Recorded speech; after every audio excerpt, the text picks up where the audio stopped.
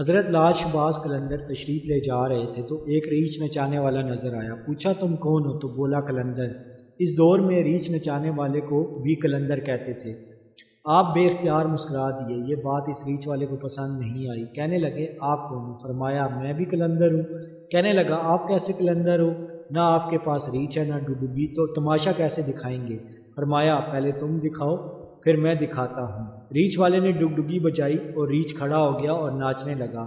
اس نے کہا اب آپ کی باری۔ حضرت لال شباز قلندر نے درخت کی ٹہنی پر ہاتھ رکھا اور فرمایا نیچے سے گزر جاؤ۔ جیسی وہ نیچے سے گزرا ماحول ہی بدل گیا۔ نہ وہ سورج کی گرمی نہ گرد و غبار، جہاں تک نظر دیکھے خوبصورت پہاڑ، سبز وادیاں، نہ موسم گرم نہ ٹھنڈا۔ ابھی اسی سوچ میں تھا، دیکھا کہ ایک عظیم و شان لشکر سپاہیوں کا گھوڑوں پر سوار تیزی سے اس کی طرف بڑھ رہا ہے۔ وہ گھبرا گیا، آج تو جان گئی۔ پاس پہنچ کر لشکر کا سپہ سالار آگے بڑھا اور اس سے پہلے کہ وہ کچھ کہتا سپہ سالار بولا بادشاہ سلامت، آپ کہاں غائب ہو گئے تھے؟ آپ کی سلطنت آپ کا انتظار کر رہی ہے اور ملکہ عالیہ کا رو رو کر برا حال ہے۔ اب وہ حیران پریشان شاہی گھوڑے پر سوار ہو کر ساتھ چل دیا۔ جب محل پہنچا تو عظیم و شان ہمارا دیکھ کر حیران۔ اندر داخل ہوا تو خوبصورت ملکہ گلا شکوہ کرتے لپٹ گئی۔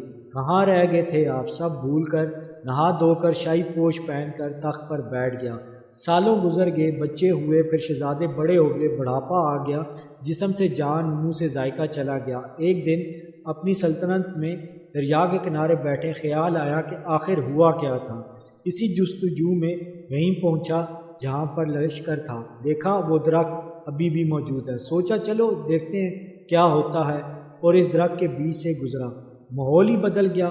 وہی وقت، وہی مقام، سامنے اس کے ریچھ اور ڈگڈگی پڑی تھی، وہی گرمی، وہی گرد و غبار۔ پیچھے دیکھا تو حضرت لال شباز قلندر کھڑے تھے۔ اس کی حالت غیر ہوگی۔ بولا جناب میری سلطنت، میری ملکہ، میرے شہزادے۔ تو آپ نے فرمایا یہ سب تماشا تھا۔ امید کرتا ہوں فرینڈس آپ کو یہ ویڈیو پسند آئی ہوگی۔ تمام فرینڈس سے ریکویسٹ ہے کہ میری ویڈیو کو لائک کر دیں، میرے چینل کو سبسکرائب کر دیں، تاکہ میں اسی طرح آپ کے لیے اچھی اچھی ویڈیوز بناتا رہوں۔